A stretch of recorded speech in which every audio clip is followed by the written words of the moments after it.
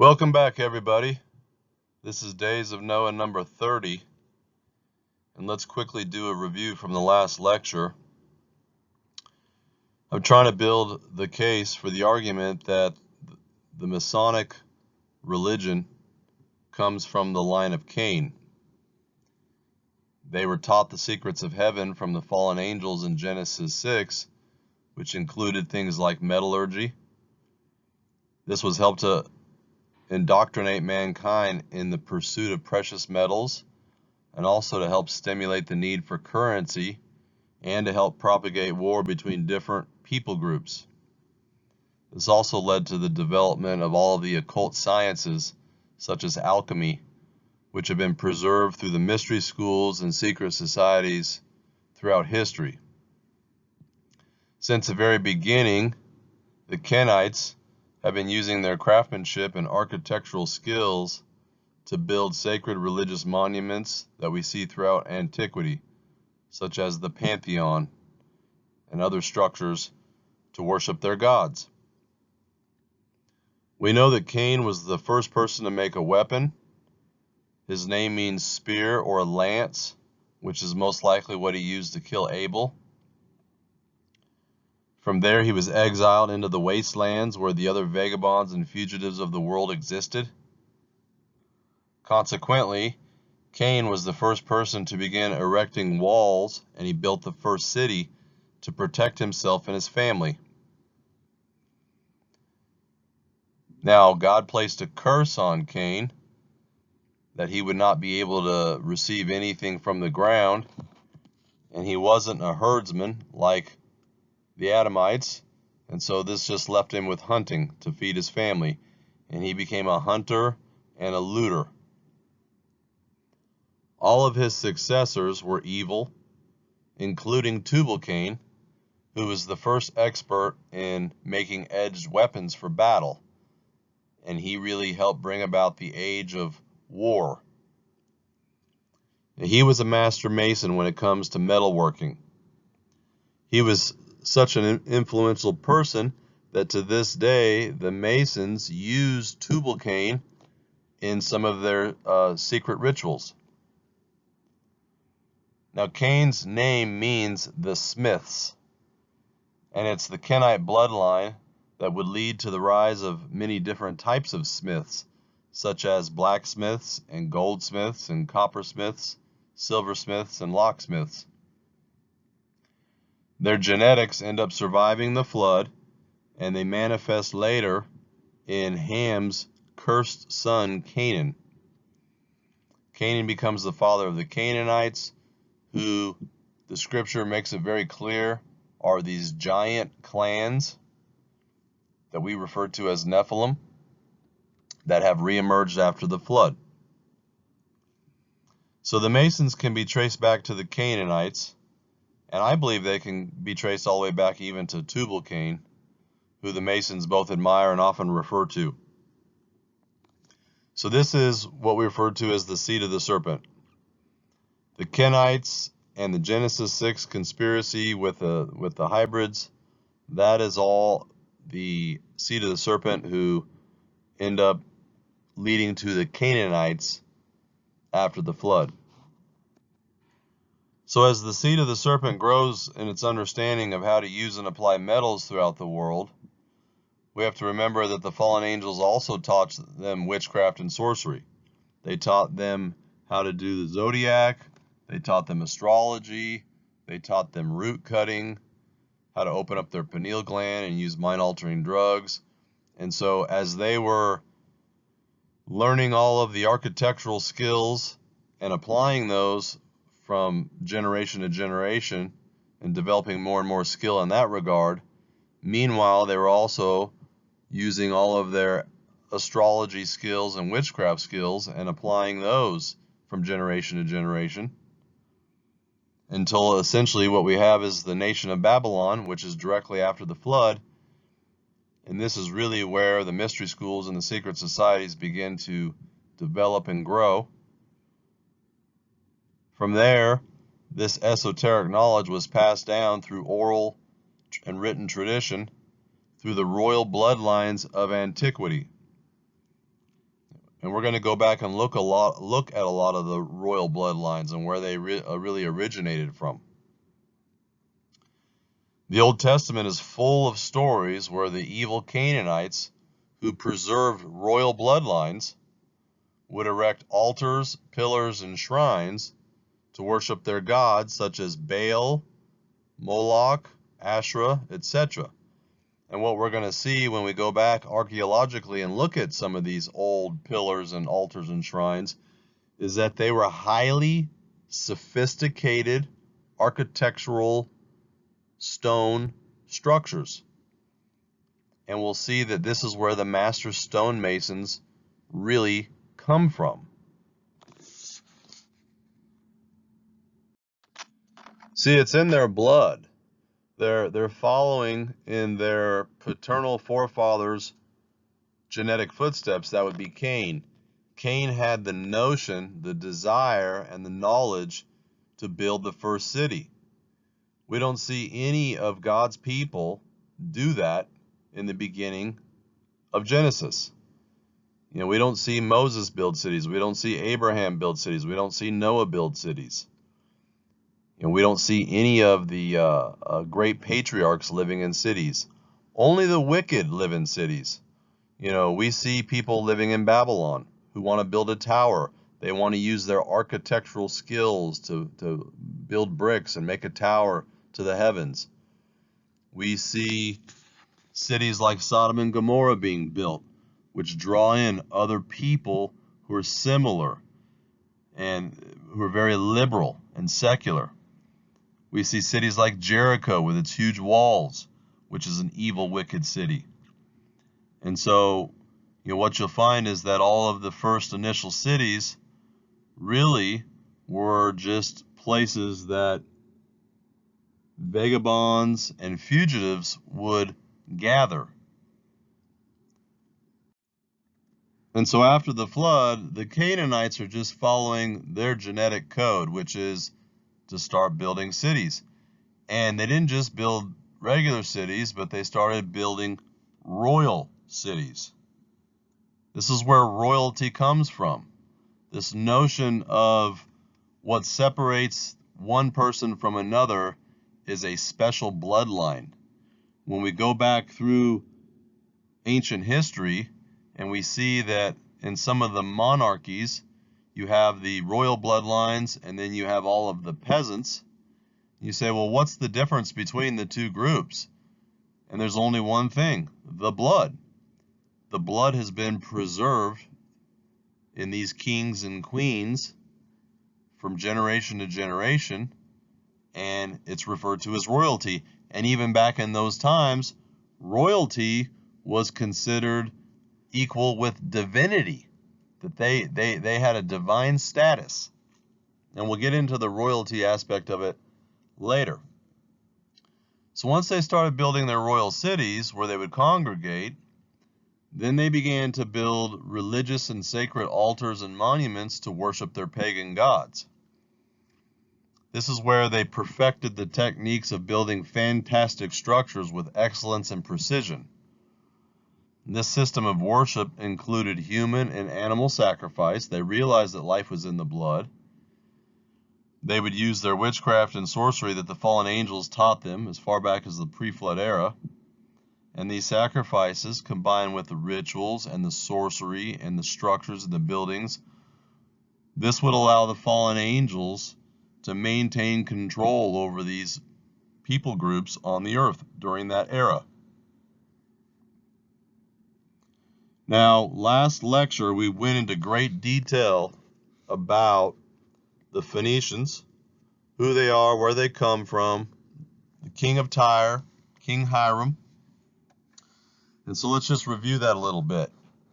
When King David ruled the throne of Israel, 1000 BC, King Hiram, also known as Baal Esar I, because like all of the kings of Tyre, they worshiped the god Baal, who was a hybrid god. He had a bull's head with horns and a human body.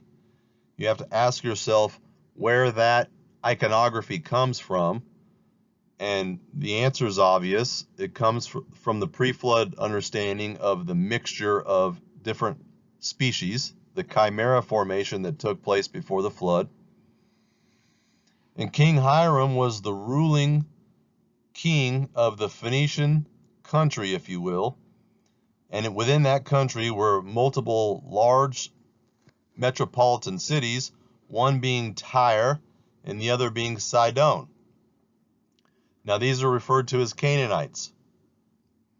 Sidon was the firstborn son of the cursed bloodline coming from Canaan, who the scripture makes clear were giants. Now Tyre, back in this time, Tyre was the most mighty economic center for maritime trade and commerce that existed in the world. They were sea merchants.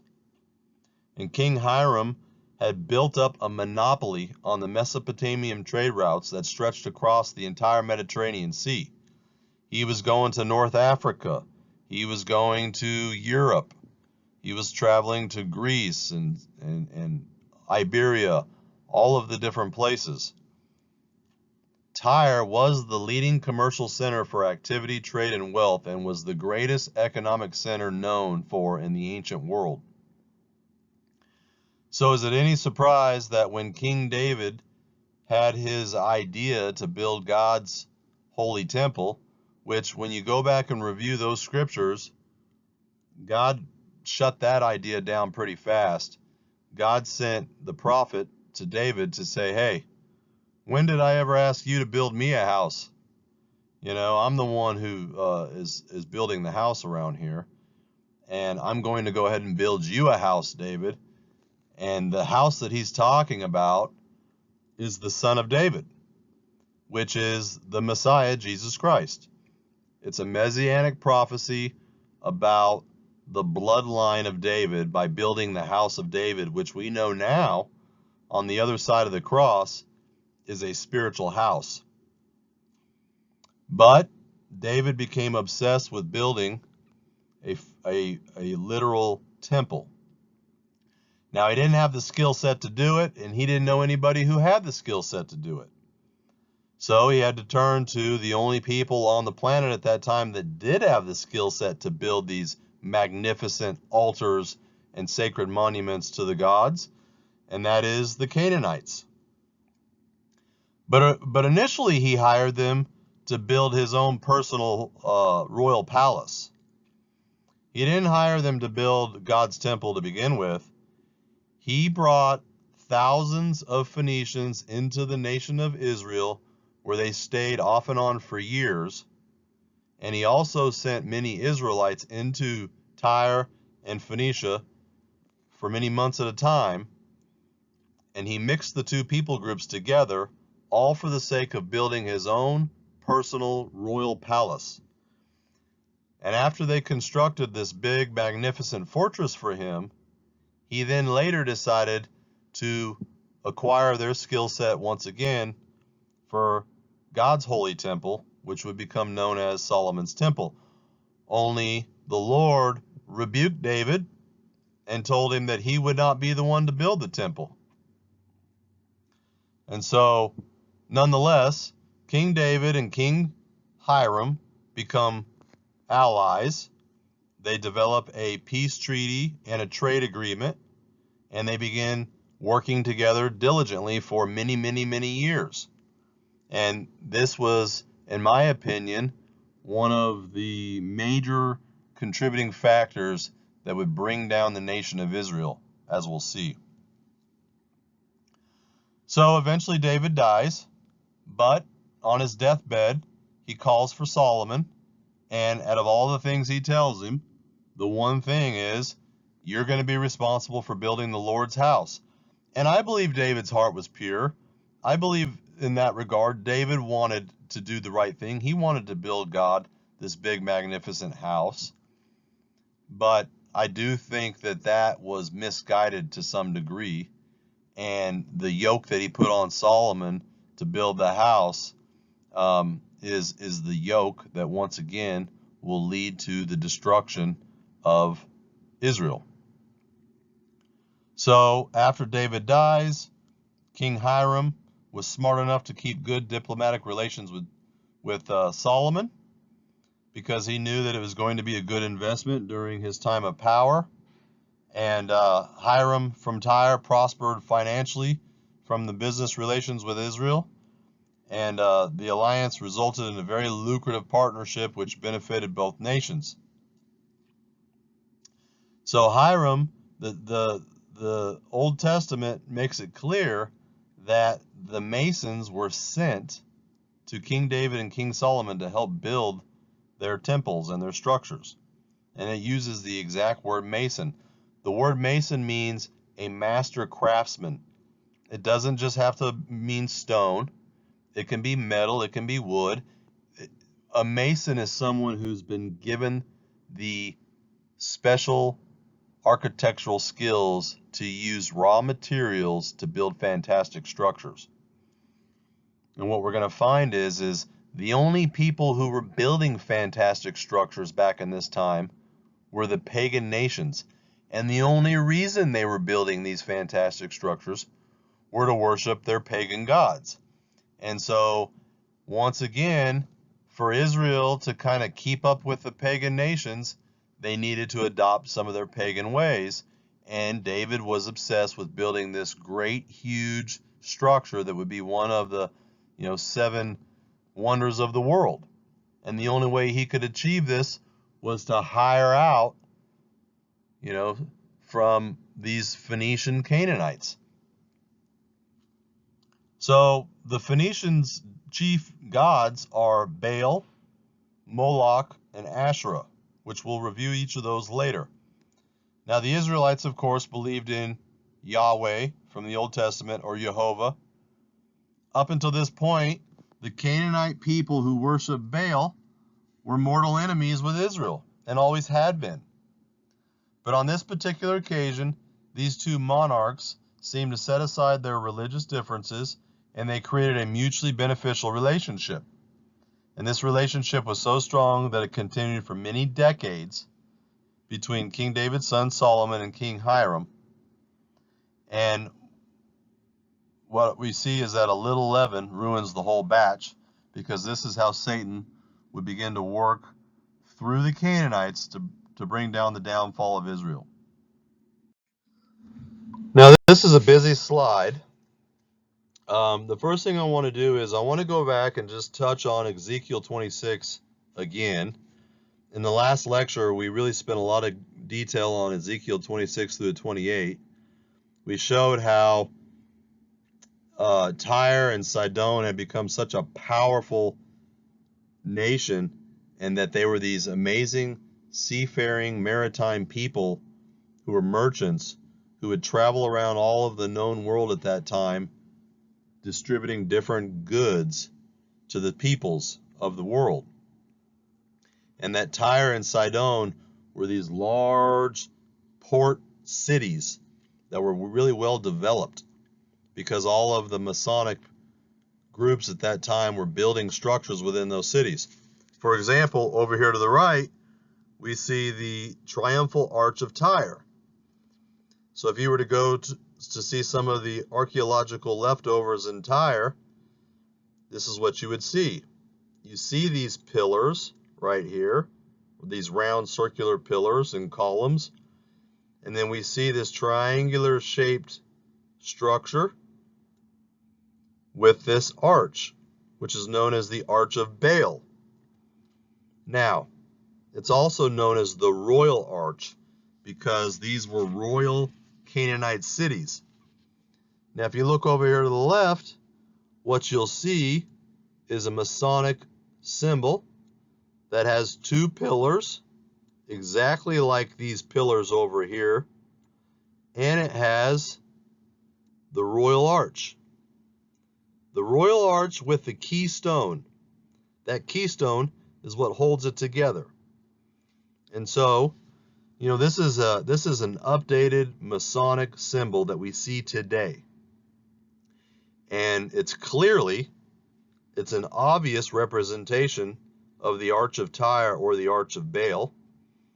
We see the sun and the moon, which represents the pagan roots, that they were all sun worshipers, and also it's the as above, so below symbolism. The reason we see the compass in the square is because it required great precision to build these structures. We see the tomb down here with the skull and bones on it, which we know there are secret societies today, like the Skull and Bones Society of Yale is a branch off of Freemasonry.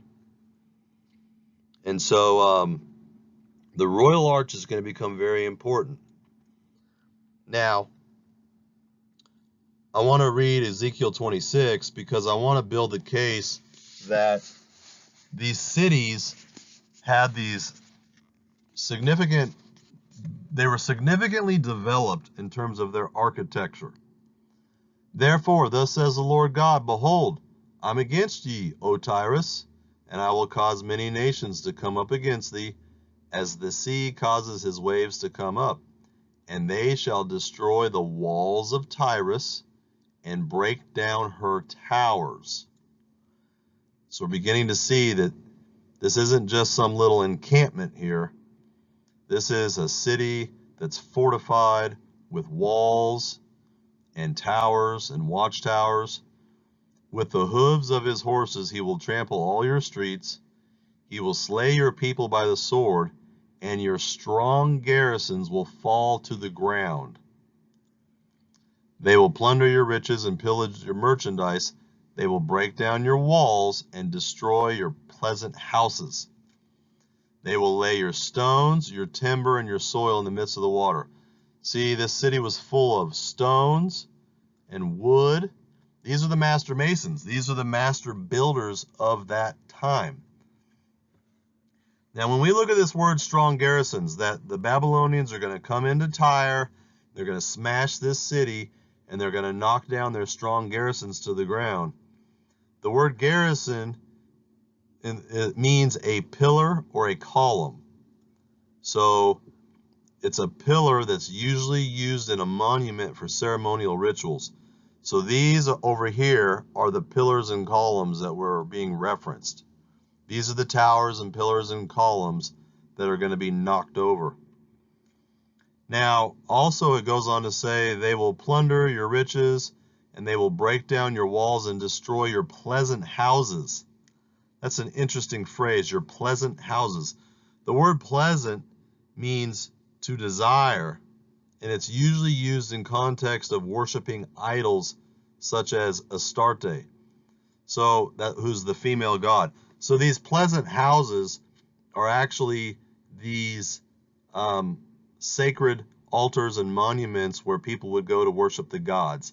That is what God is saying in this text, that Nebuchadnezzar and the Babylonians are going to come in and they're going to knock down all of your pillars, all of your columns, and all of your sacred monuments that you worship the false gods with.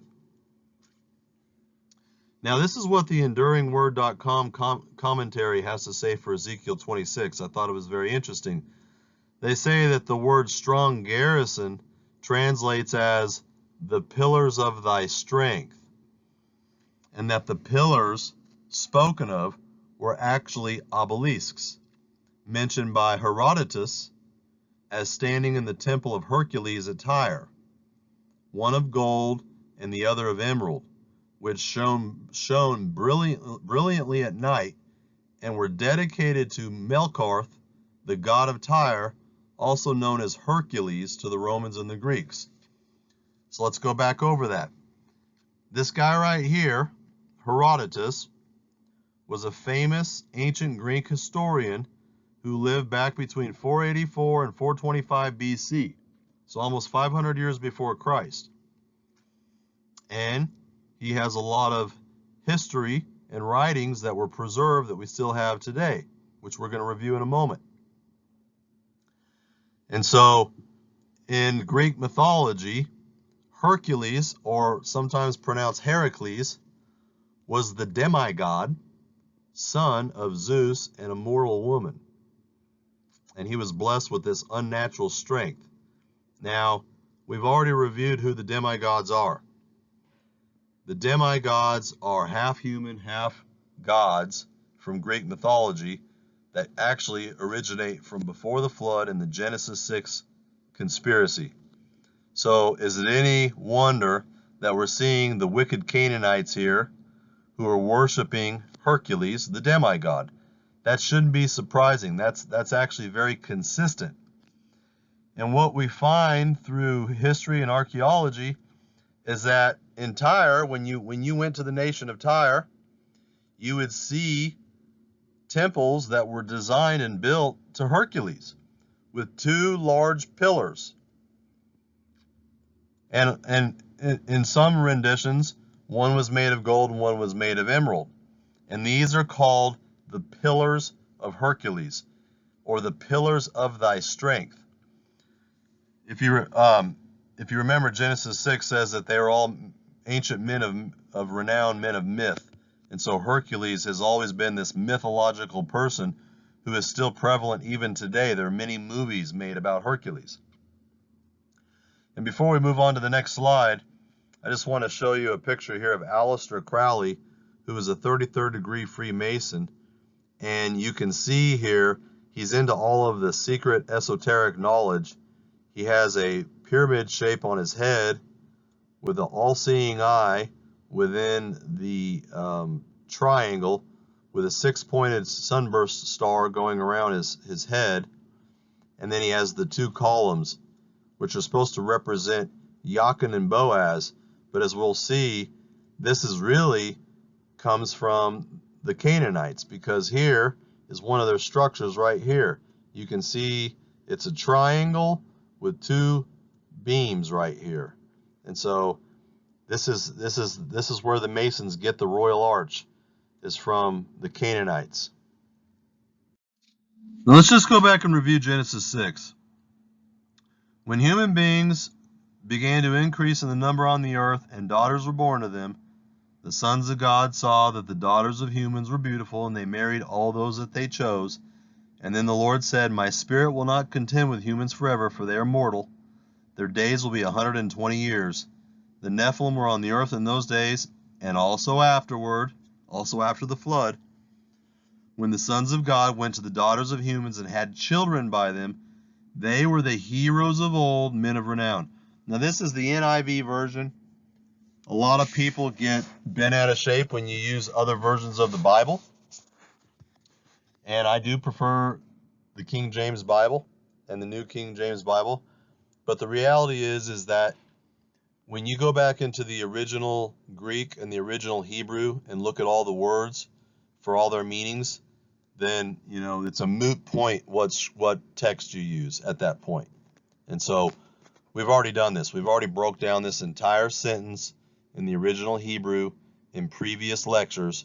And so this is one of the times when the NIV actually hits the nail on the head, because we know that the word hero first appears in classical Greek literature in a book called Theogony, written by Hesiod in 8 centuries before Christ, 8 BC.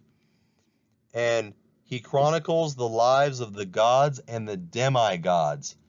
He describes the demigod as a man of superhuman strength who's born from a god and a mortal. In Homer's Iliad, a hero is a term used for a giant demigod such as Achilles or Hercules. And so that is a very appropriate in Genesis 6 for them to say that they were the heroes of old, men of renown, because that's exactly what the Nephilim were. They were the heroes of old. They were the superhuman mixture demigods of old, the men of myth, the men of renown. And these are some images of Hercules over here. And this is an image of Hercules with his two pillars. It's called the Pillars of Hercules. And if you look at it closely, it looks awfully similar to the Masonic pillars right here and right here, which up until this point we've been made to believe come from Solomon's temple, which is the two pillars built in the front of Solomon's temple, which are Jachin and Boaz. And I do believe that it is the Masonic symbols here. These pillars are Jachin and Boaz, but as we're going to find, there's a lot of evidence to suggest that Jachin and Boaz were built after the Pillars of Hercules in secrecy. So this guy Herodotus, and one of the things I love about the ancient times is they would build sculptures of all of these famous guys so we can know what they look like. So here's this dude right here, Herodotus, and Herodotus recorded in his second book, "In the wish to get the best information that I could on these matters, I made a voyage to Tyre in Phoenicia, hearing there was a temple of Hercules at that place, very highly venerated. I visited the temple, and I found it richly adorned with a number of offerings, among which were 2 pillars, one with gold and the other of smaragdos, which is emerald, shining with great brilliance at night.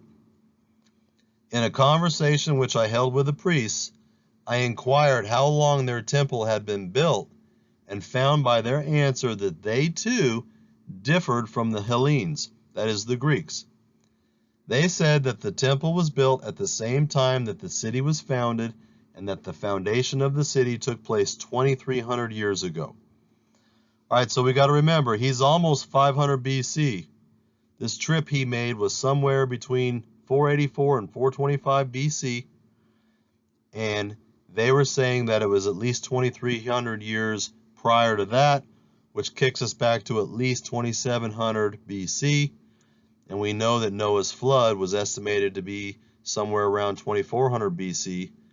So if this is accurate information, it's possible that these cities of Tyre go all the way back before the flood or somewhere around there.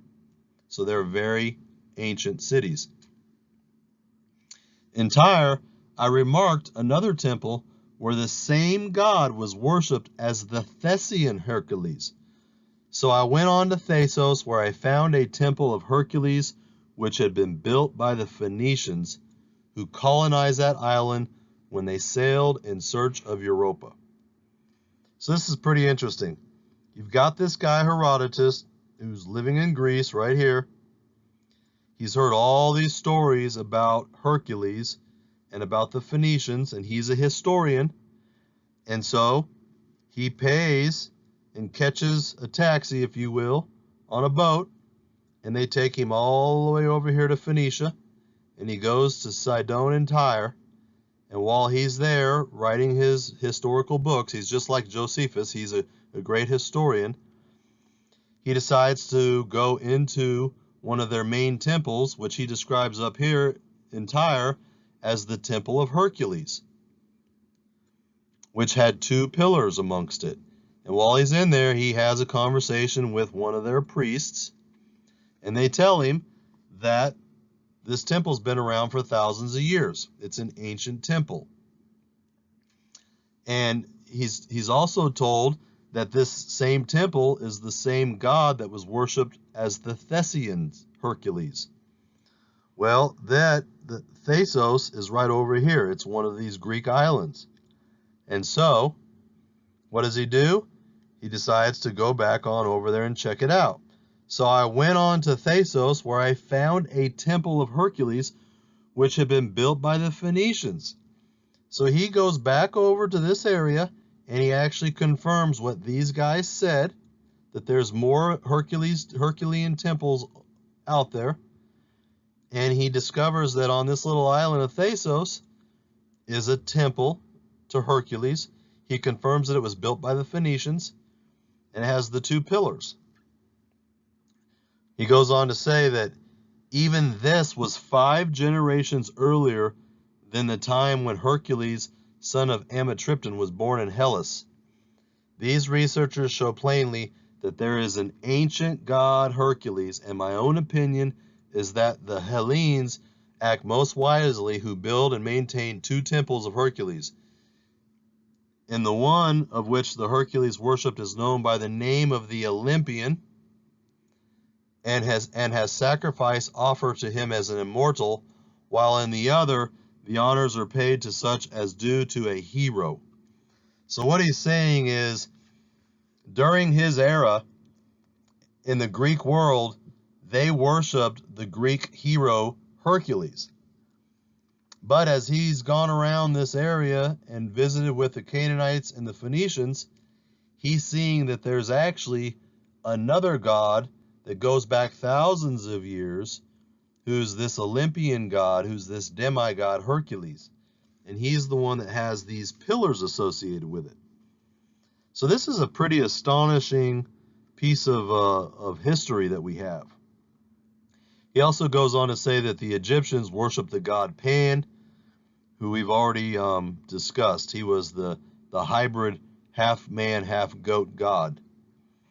So you can travel all around Greece, Italy, and different places throughout here, and you'll still see these temples to Hercules all over this place.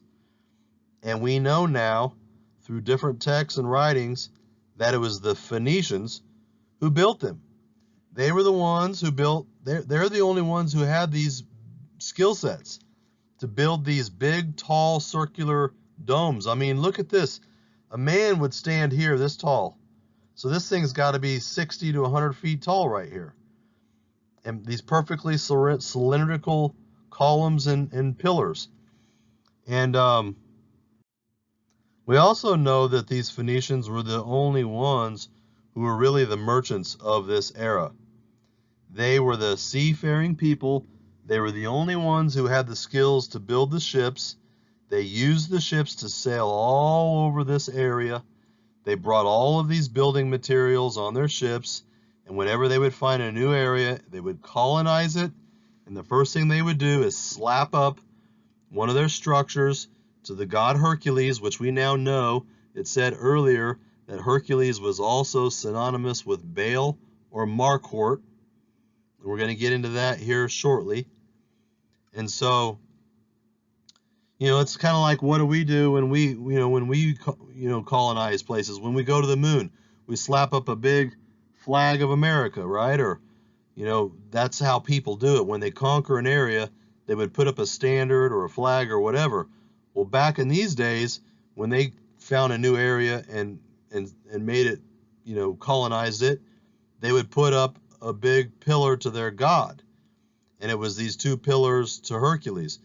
And it was such a magnificent structure that when the indigenous people of that area would come along and see it, they would just be in awe because they never seen a structure so magnificently built before. Same thing with Josephus. Josephus and also Menander, the historian, they discuss the situation with King Hiram of Tyre. Almost 1,000 years BC.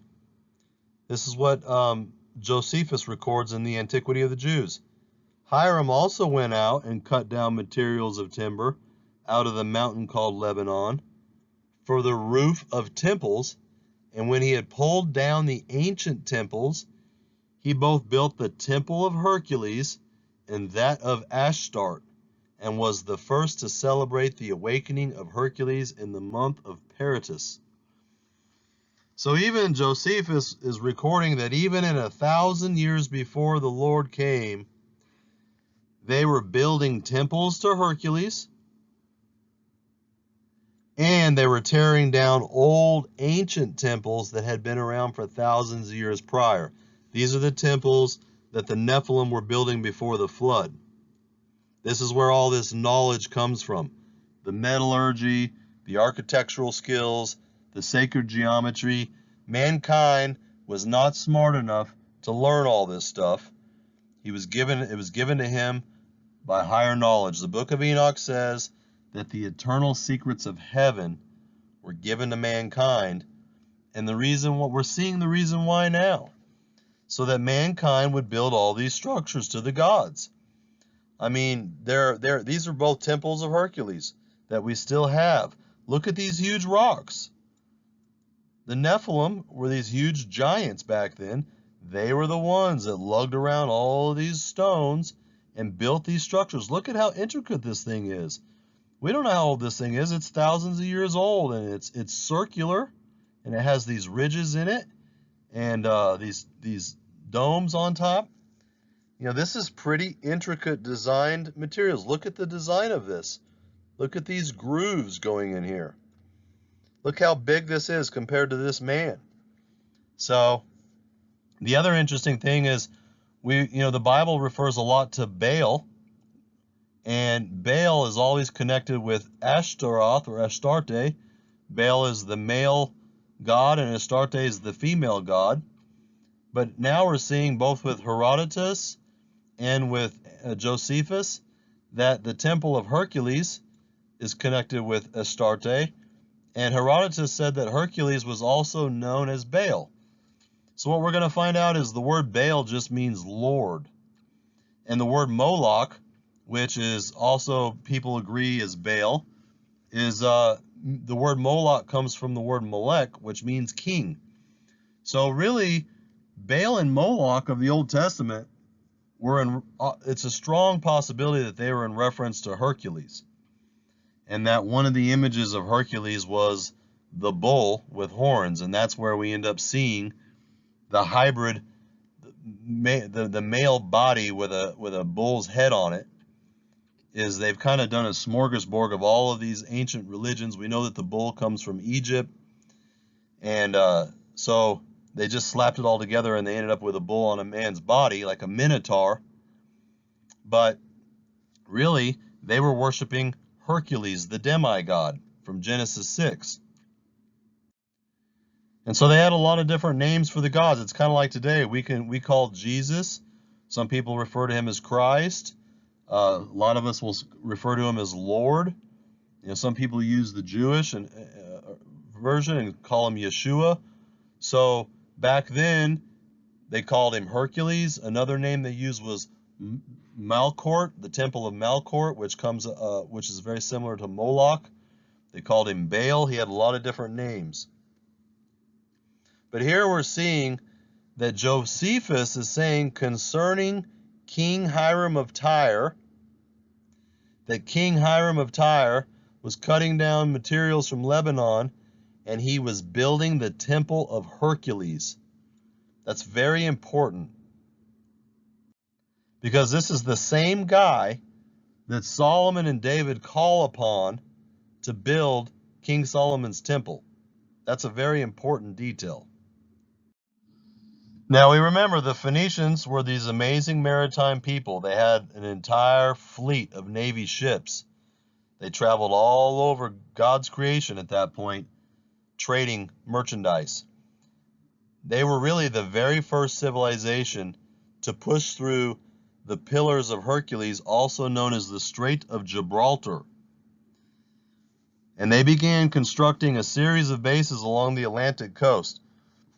So here they are down here. This is the Phoenician trade routes. This is home base right here. Sidon, Tyre, and Byblos. As you can see, they would travel up all the way through to the Black Sea.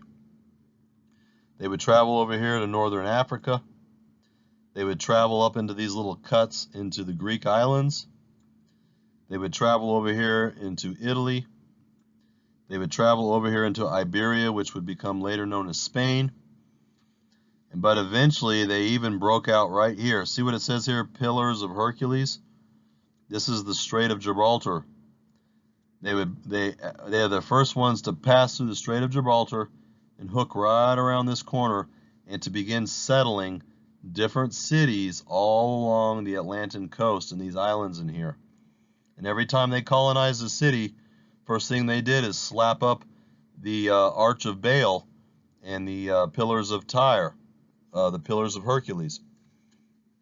And so they were the first one to push through the Pillars of Hercules, and they began constructing a series of bases. Near the eastern shore of the island of Gades, another historian, Strabo, the Greek philosopher, describes the westernmost temple of the Tyrian Hercules, the god with whom the Greeks called Melqart. So once again, we're getting another ancient historian. This time it's about the days of Jesus Christ, 63 to 24 BC. He's saying that here in Gades is right here, right here is Gades. It's by the Strait of Gibraltar. He's saying that right in this area is one of the westernmost temples of the Tyrian Hercules. We already know what the Tyrian Hercules temple looks like. It's two big pillars with an arch on top of it. And this guy right here, Strabos, is confirming that they've slapped these things up all the way over to here. You know, a minute ago we found out that they were in Thasos. We found out that the Arch of Hercules is here in Sidon, but now they're putting them up even over here. And so we can safely assume that as they migrated around the corner, they started putting them up in all of these different areas. They also confirm for us that Melqart is also the same thing as Hercules. Strabos notes that the two bronze pillars within the temple were widely proclaimed to be the true pillars of Hercules by many who visited the place and sacrificed to Hercules. The Phoenician god Melqart was identified by the Romans and the Greeks as Hercules and often referred to as the Tyrian Hercules. There it is. And it's interesting that they made him out of bronze. We know who the metal workers were of antiquity. They were the smiths, and we know that Cain and Tubal-Cain were the father of the smiths, the Canaanites. Now Melqart was the god of the Phoenician city of Tyre, and Melqart means the Lord of Tyre. And this was another way to pronounce it. Baal Sur. Baal means Lord, and Sur meant Tyre. So this is where we get the word Baal. So what we're seeing here is Melqart, the Lord of Tyre, is also the same thing as Hercules. That's the Greek. Greek words end in es, is, us, and os, like metropolis and Zeus and Jesus. Jesus is the Greek version of Yeshua. And so, you know, Hercules ends in es or us, depending on the spelling. So what we have here is that Melqart is, or which comes from Moloch or Molech. Melqart is the king of Tyre. The Old Testament refers to him as Moloch or Molech. He was also known to the Greeks as Hercules, the demi-god, half human, half god. And they referred to him as Lord, which is the word Baal. So all of these are the same cat. We're dealing with the same cat here. And it's this Hercules slash Melqart slash Baal who is considered to be the progenitor of the Tyrian royal family. Wow. Isn't that interesting? A royal bloodline, which we're going to get into here when we get into the royal bloodlines. As the Tyrian trade and colonization expanded, Melqart slash Hercules became venerated in all of the Phoenician and Punic cultures stretching from Lebanon to Spain. Another example is Josephus, who states that Jezebel, who was named after the god Baal, built a temple to the god of the Tyrians, which they call Baalus, which is the Greek pronunciation of Baal of Tyre or Melqart. Baal was usually associated with the Jupiter Baalus, but also connected with Hercules. So we have many different sources that confirm these things. Many different archaeological and historical records that confirm all this. So here was the island of Gades right here. This is where they slapped up the two pillars, the bronze pillars of Hercules, and this eventually is why this becomes known as the Pillars of Hercules. The Strait of Gibraltar is the Pillars of Hercules. Notice too that they sacrificed to them. It says here that they sacrificed to Hercules because that's what the whole Canaanite ancient seed of the serpent was about. You know, God's people sacrifice animals to Yahweh. they did burnt offerings and things like that to Yahweh, but the followers of Baal and Moloch sacrificed their children to their gods. And we'll get into some of those verses later in the Bible. So, pretty interesting. Also, I want you to see here that it was ancient, in ancient times it was called Iberia. Here, over here, it's called Spain. This is later. Also, it says, and Josephus said that when these guys first started developing their culture many millennia ago, they began to sail looking for the mythological land of Europa. Remember, they're the ones who discovered Europe, and they're the ones who named it Europe. I mean, we still have that today. The Phoenicians are responsible for naming Europe. So again, when you look at the Straits of Gibraltar, what you'll see is that you've got the two pillars of Hercules here. One on this side, one on this side. And over here is the Atlantic Ocean. Supposedly Atlantis is somewhere out here beyond the Strait of Gibraltar.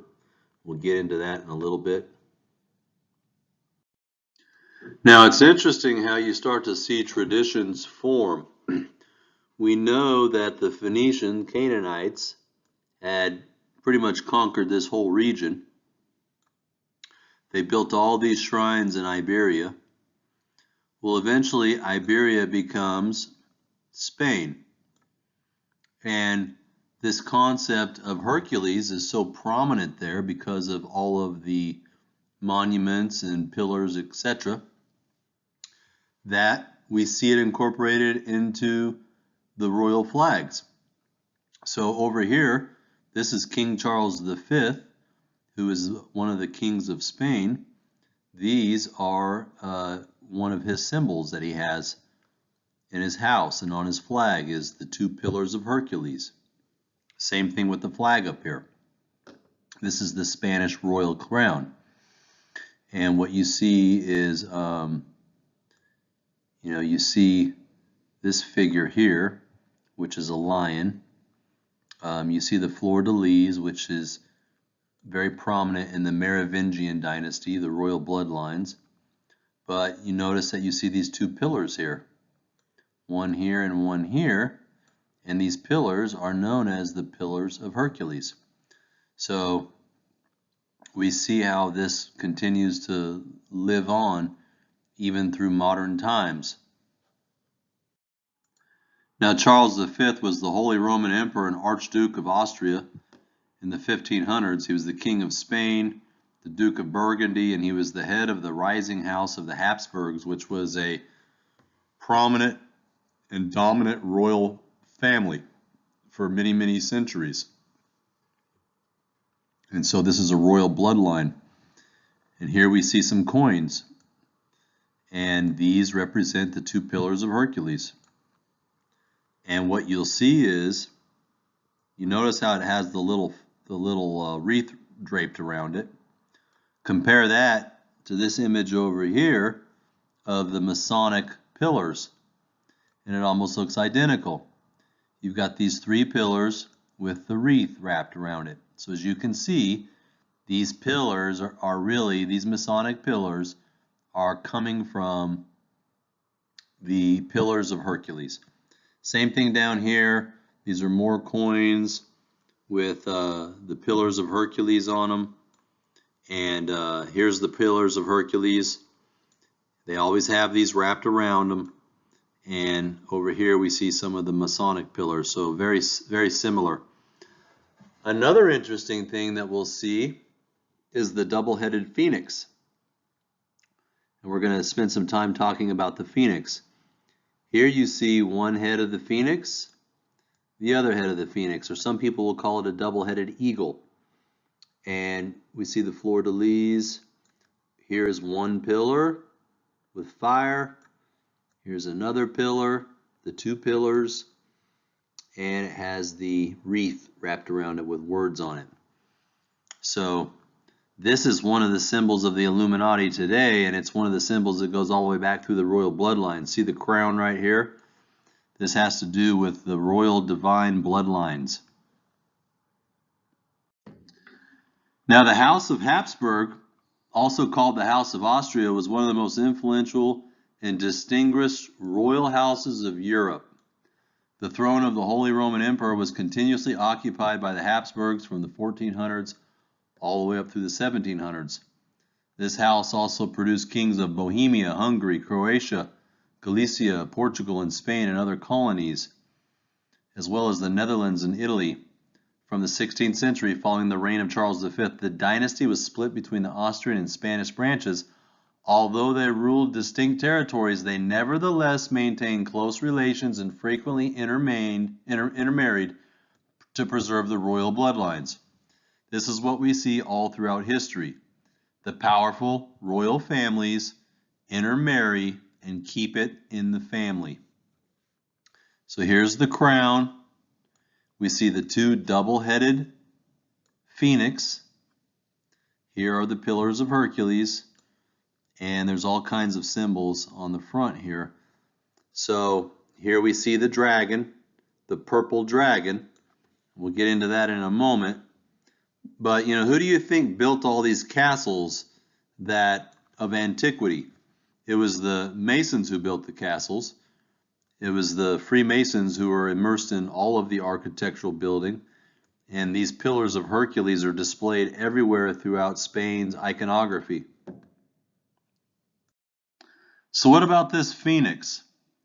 Well, in ancient Greek folklore, a phoenix is a long-lived purple bird that cyclically regenerates or is otherwise born again.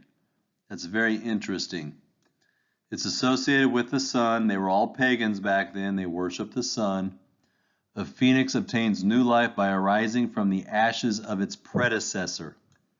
This is kind of like how one culture arises from its predecessor, how Babylon moved on to Egypt, and Egypt moved on to Greece, and Greece moved on to Rome, so on and so forth. According to some sources, the phoenix dies in a show of flames and combustion, although there are other sources that claim that the legendary bird dies and simply decomposes before being born again. There are different traditions concerning the lifespan of the phoenix, but most accounts of the phoenix are either 250 years or 500 years before rebirth. In the historical record, the phoenix symbolizes renewal as well as the sun, rebirth, and resurrection. So the phoenix comes from the Phoenicians. That's where the concept of the phoenix comes from. It's this mythological purple bird that once it evolves to its highest level or its highest status, it then burns itself, it destroys itself, and out of the ashes of the old, birth the new. That's why it's become one of the major symbols for the New World Order, because out of the ashes of the old system, birth the new system. So we can see in both of these scenarios the fire underneath over here, and then you have the purple bird, and it kind of represents an eagle. Here's the sun, because they're sun worshipers. Same thing here in the middle, sun worshipers. You see the fire, and again, here's a phoenix. Notice how much like an eagle it looks like. And, the Tyrian shekel, 230 BC, has a picture of a phoenix on it. Looks a lot like an eagle, but it's a phoenix. And so this is where the folklore of the eagle comes from that we see throughout all types of different nations. Same thing here. Look at the Spanish coat of arms. You have a picture of a purple dragon. We know dragons breathe fire. Similar connotation as the phoenix over here. Here's a purple bird, a reptile-looking bird that's coming out of the ashes of fire. So you begin to see how some of these symbols derive. Now we know who the dragon represents in the Bible. So here we see the Pillars of Hercules and the phoenix on the front. According to Jay Collins, he says that one of the world's oldest symbols is the phoenix, that it dates back to 3000 BC. There's the double-headed eagle, or phoenix, which is best known today as the emblem of modern Russia, where it was inherited from the royal house of Romanov, which was overthrown and exiled during the Bolshevik Revolution. Once again, we see the double-headed eagle or phoenix being connected to the royal house of Romanov. We saw it with the royal house of Charles V.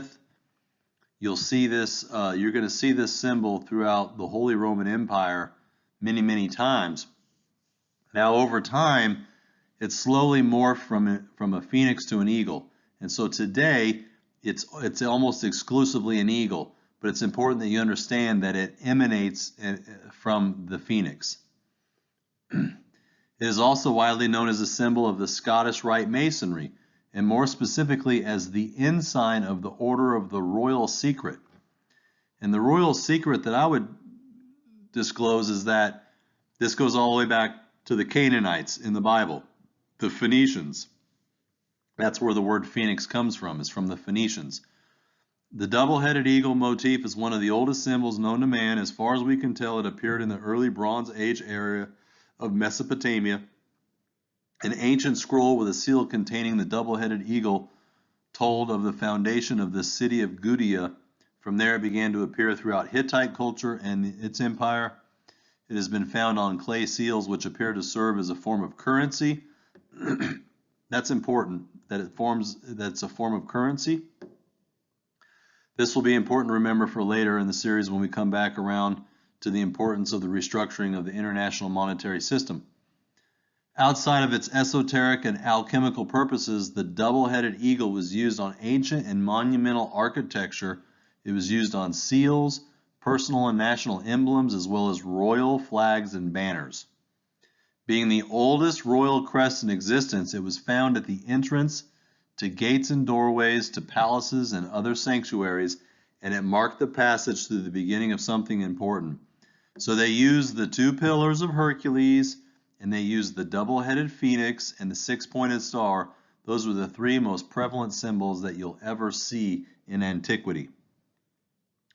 So here is one of the double-headed phoenix that we see in the Mayan culture.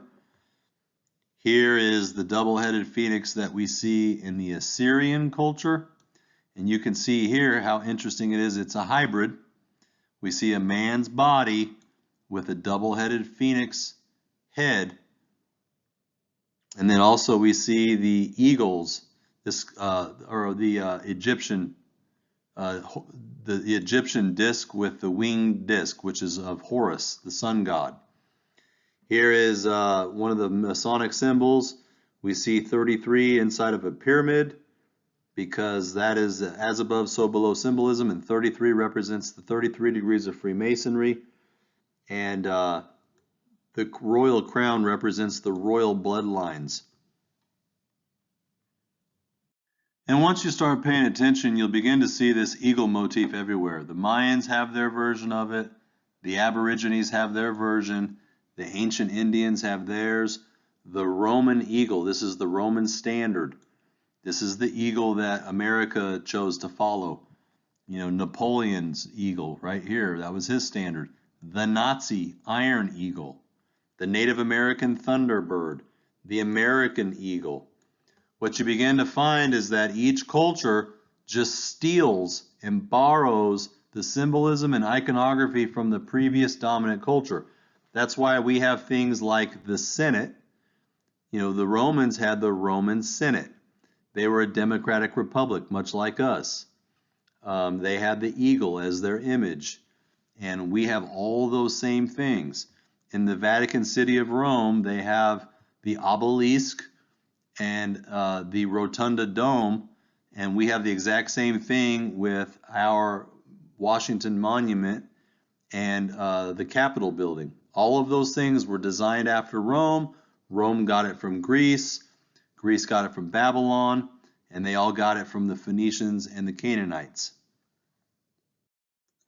So here you can see all the different types of eagles throughout Germania, the Holy Roman Empire. We see double-headed eagles. The German Confederation and the Weimar Republic, we see eagles. The Third Reich, we see eagles.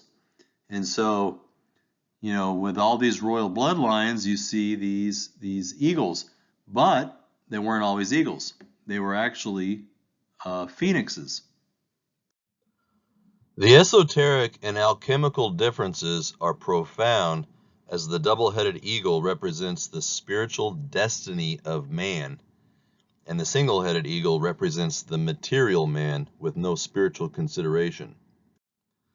It was also the emblem of King Frederick of Prussia, who made considerable efforts to unify the Holy Roman Empire. King Frederick was the one who sanctioned the use of the double-headed eagle by the Scottish Rite through the French Masonic authority called the Council of the Emperors of the East and West. It's also widely known as a symbol of the Scottish Rite Masonry, and more specifically as the ensign of the Order of the Royal Secret. The double-headed eagle motif is one of the oldest symbols known to man. As far as we can tell, it first appeared in the early Bronze Age in Mesopotamia. That's where the Phoenicians conquered this land. An ancient scroll with a seal containing a double-headed eagle was found in the city of Gudea. From there, it begins to appear throughout the Hittite culture and empire. It's been found on clay seals, which appear to serve as a form of currency. That's very important, that the phoenix was used as an emblem for currency. Outside of this, it was used on ancient and monumental architecture. It was used on seals. It was used on national emblems, as well as royal flags and banners. Remember earlier when I pointed out the purple dragon? Because the phoenix has been used on royal flags and banners for millennia. If you look at the phoenix, it kind of looks like a large flying dragon. It's a big bird, and it's able to make fire. Being the oldest royal crest in existence, it was found at the entrance to the gates and doorways to palaces and other sanctuaries. It marked the passage through and the beginning of something. So, the Pillars of Hercules and the Phoenix and the six-pointed star were three of the most notable symbols that we see throughout antiquity, particularly throughout the age of the Phoenicians and the Canaanites, which are spoken of in the Bible. Now, to demonstrate just how prominent this ancient symbol still is, we see symbolism all throughout today's world. For example, in the 1988 Economist, this was 30 years ago, they had said on the front magazine, "Get ready for a world currency." And what do we have a picture of? We have a picture of what appears to be an eagle. It has the fleur-de-lis, which of course is the symbol for the French royalty. So whenever you see the fleur-de-lis, you can think of the royal bloodlines. We see the eagle is standing in a pile of fire underneath it, and it's the dollar that's being burned, because it's out of the ashes of the old system will birth the new. And so the dollar is the world reserve currency. Every currency on the planet is connected to the dollar, and all the elites have to do is bring down the dollar, bring down the West, bring down the Western Christian values and principles and the currency. And when that system collapses, it will give birth to the one world digital cashless electronic system, the beast system. And so back in 1988, they already knew this. And what did they use for their symbol? But none other than an eagle, which we know is a phoenix, standing in a pile of flames, just like this bird over here to the right. So there's a lot of symbolism shrouded here.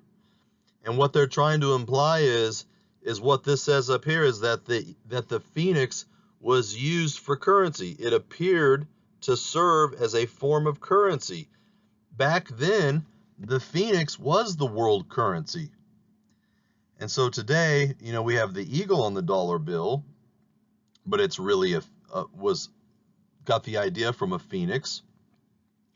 We have a pyramid on the front of our dollar bill with an unfinished capstone, and at the top of that pyramid is an all-seeing eye. And we've already looked at the symbolism of the anagram, where we should prove that the Masons are the ones who designed it through Henry Wallace. And so what we're seeing is that there's a lot of shrouded mystery in our currency, and that's because we are basically a mirror image of that ancient culture of the Canaanites. We're becoming that. That's what the secret destiny of America is.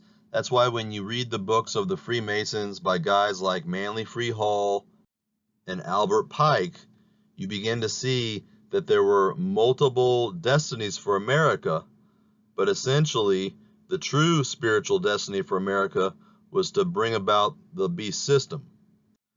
I realize that that's hard to receive for the Americans, but just like we see up here, the double-headed eagle represents the spiritual destiny of man. And when you read the esoteric readings from these elites, they reveal that they have a plan for America. And we're going to continue to unpack that. Now we also see the symbolism in the 2012 Olympics. Here we see out of the fire, out of the ashes of the fire, is the rising purple phoenix. And if you look closely at the head, that's not an eagle. That is a phoenix. And so you have to ask yourself why thousands of years later we still have this symbolism being displayed in front of millions of people. And the symbolism doesn't stop there. We see it in Hollywood as well. For example, the X-Men just produced a movie called The Dark Phoenix. And every hero has a dark side. Now, we already have went into the meaning of the word hero. The etymology of that word has to do with hybrids, demi-gods, half human, half gods, who have supernatural powers and supernatural strength. So what are we dealing with in this movie with the X-Men?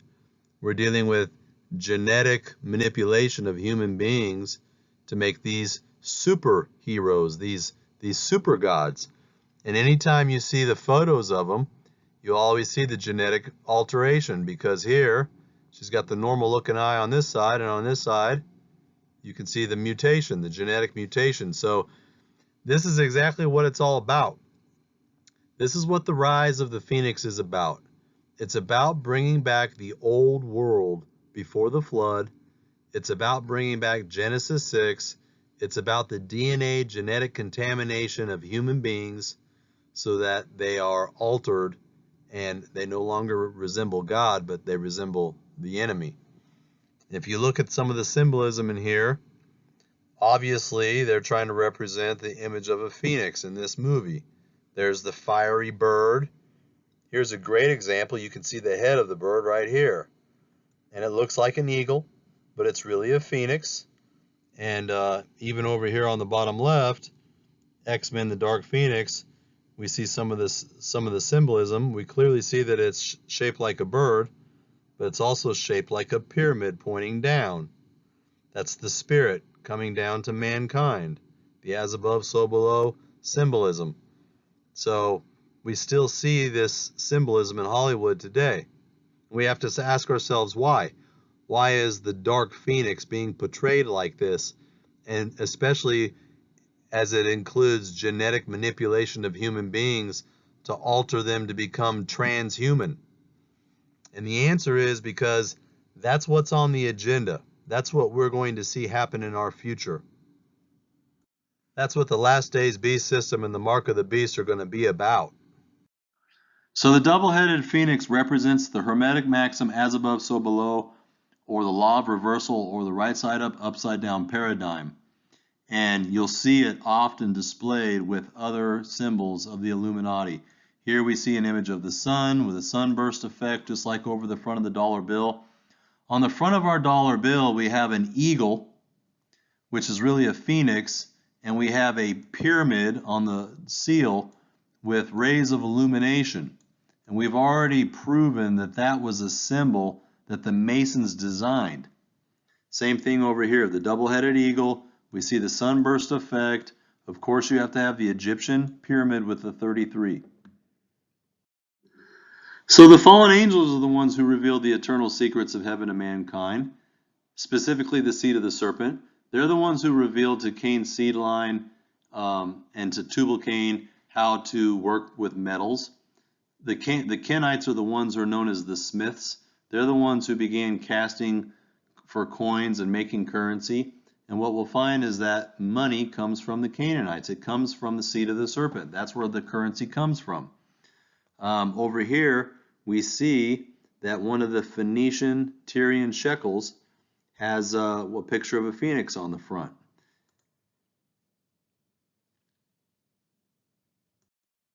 Notice here, Hercules and Melqart, eagle on the ship's ram. So they would use the phoenix, or the eagle was one of the symbols to represent Hercules and Melqart, who we know are the same thing. What's really fascinating is, since the Phoenicians are the ones who really invented currency in many ways, and the Kenites, we still see this play out to today. For example, the concept of the dollar bill comes from the Pillars of Hercules. Back in the days of Spain and Italy, because they were down by the Straits of Gibraltar, they had all of the Herculean temples with all of the pillars scattered all over that entire Mediterranean era. And so these are the people who would come through and do all the trading. They were the metal workers and the master masons, and they began to do all of these symbols like this one right here. And this was the symbol of the Pillars of Hercules with this motto wrapped around it. Well, eventually when they started making currency, like this is a gold coin, here's a phoenix at the top of it. They started making these currencies. Eventually they would just put 2 dashes and then wrap this circular wreath. They'd wrap this wreath around it. And lo and behold, that's the symbol we have for the dollar bill today. So you can see down here on the bottom left, columns. These were the columns of Hercules. And those 2 columns would have a wreath wrapped around it just like this. And that became the symbol for the dollar bill. So, they constructed the temples to Hercules with the 2 pillars at the Strait of Gibraltar. This symbolism was maintained upon the Spanish coat of arms through the 2 pillars and the phoenix, and it eventually led to the symbols that we even see today on our modern dollar bill. And so what I'm trying to display to you is that nothing new under the sun. What Solomon said is true. There's nothing new under the sun. Everything just repeats. Our entire modern culture today is just a repeat of pagan cultures in the past. And I will continue to prove that as we start looking at some of the structures that we have in Washington, D.C., like the Washington Monument, which is really just an Egyptian obelisk, which in those days were known as Baal shafts and represented the phallus of Baal, who we now know as Hercules. I mean, think about that for a second. We're all walking around with a piece of currency in our pocket that says basically the New World Order on it, Novus Ordo Secularum. It has a 6-pointed star inside of a circle, which is what you use to put a hex on somebody. And we've had a spell put on us as Americans to pursue this almighty dollar, and all the symbolism comes from the seed of the serpent. So let's take a closer look at these pillars. I like what this guy had to say here, Darren Ishabarat.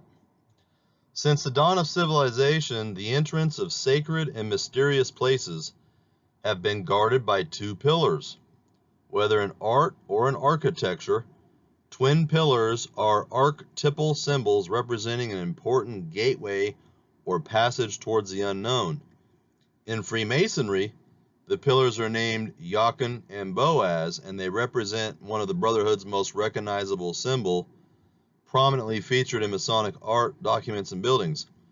The concepts of twin pillars standing at the gates of sacred places can be traced back to ancient civilizations of antiquity. Some claim that it actually comes from Atlantis, the lost source of Hermetic knowledge. Now, I think this is really interesting. There's a lot of evidence to suggest that this does come from Atlantis.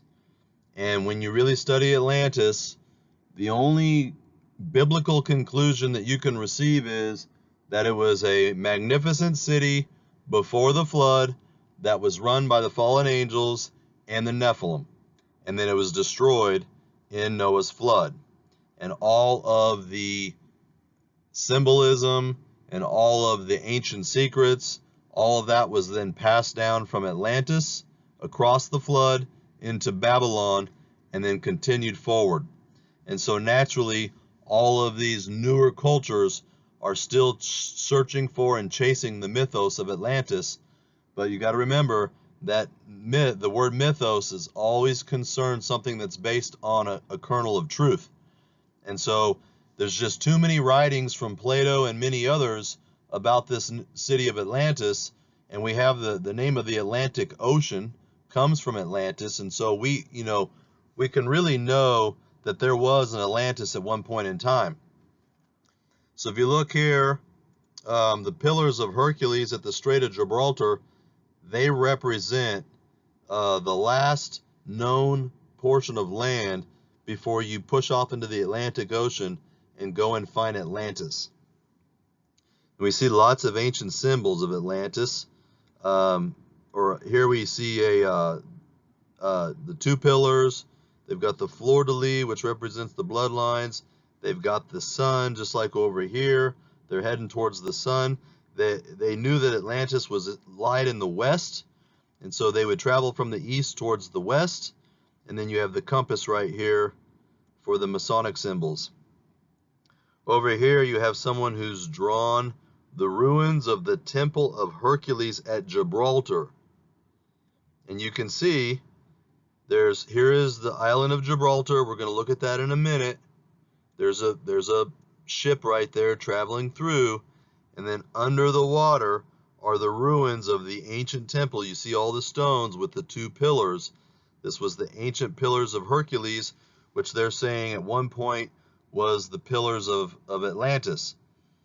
Now we know that Genesis 6 says that all of this time was these were the heroes, the men of renown, the men of myth, and so they had their own cities back then. So here's what Gibraltar looks like now. It's a pretty astounding looking rock, just out of nowhere, and it was a gateway or a symbol of the twin pillars since time immemorial. It guarded the gateways to holy places and mysterious realms. They marked the passage towards the unknown and the otherworldly. In ancient Greece, the Pillars of Hercules was applied to the entrance to the Strait of Gibraltar. So back in this time, you had your Pillars of Hercules here and here, and when you passed through this strait, you were passing through the gates of Hercules, and you were heading to where the sun set over here in the west into the Atlantic Ocean, and you pushed off into the unknown, and to them, that was the direction of Atlantis. Same place that America is located. We're located in the west, and actually, when you study people like Sir Francis Bacon, we were initially referred to as the New Atlantis. The Pillars of Hercules guarded the passage towards the great unknown. According to Plato, the lost realm of Atlantis was situated beyond the Pillars of Hercules to the west, in effect placing it in the realm of the unknown. Renaissance tradition says that the pillars bore the warning, nec plus ultra, nothing further beyond, serving as a warning to sailors and navigators to go no further. Symbolically, going beyond the Pillars of Hercules can mean leaving the material world to reach a higher realm of enlightenment. So we see that this Pillar of Hercules had a real physical meaning, that when they sailed past the Strait of Gibraltar, they were going into no man's land, but it also had a symbolic meaning. It also meant that man was leaving the known material world behind and reaching for a higher realm of enlightenment. You have to remember, they believed that the sun was a god. And so watching the sun travel over their culture every day and set into the west, that's where they wanted to go. And so we begin to see where some of the ancient symbols come from. Over here we see the sun, and the Phoenicians, who are in the Mediterranean area, were these great maritime sea merchant people who worshiped this thing, and they wanted to travel, and they traveled through the Strait of Gibraltar in between the gates of Hercules. And in their mind, when they passed through that, they were now spiritually and physically evolving into the unknown world and heading towards this, lost city of Atlantis. And so we kind of start to notice some of the symbolism here. Here's the Pillars of Hercules. This is the road less traveled that's traveling up this mountain. And up here is this, symbolic, utopian world of Atlantis inside of a pyramid with fire, which kind of represents the sun and this rise. We start off down here and we're climbing up, becoming enlightened as we get closer to the light. Same thing over here. You can see here's the Pillars of Hercules. You see the compass and the square, because you got to have those architectural skills to build all these things. And then we're passing through the gates of Hercules and heading towards the sun and the rays of illumination to receive spiritual enlightenment. Over here we have a diagram of, this is written in Latin so we can't read it, but this is a picture of Hercules carrying the pillars, and you can see some in the background. And here's a ship where they've been traveling on the waters, and their goal is to go around and colonize all the known world and to stick up the Pillars of Hercules so that man can know who the true God is. And we've already looked at these currencies with the pillars on it. Now when you start talking about Sir Francis Bacon, things become more clear. He's the one who really coined the concept of the New Atlantis. He featured the Pillars of Hercules as a gateway to the New World in the West on his book right here. And so here we see in 1620, this is Sir Francis' book, we see the Pillars of Hercules, and here is the ships and the Navy. They're pressing on through the Gate of Hercules, and they're going to head towards the west and try and conquer the New Atlantis, which would become America, this utopian society. And so according to occult lore, Atlantis is the civilization from which all Hermetic knowledge emerged. The rebirth of this lost kingdom has been the dream of all mystery schools for centuries. And that's true. When you study the mystery schools, they've all been worshiping this concept of this New Atlantis. Baconian tradition taught that traveling westward into the Atlantic Ocean would result in the foundation of the New Atlantis.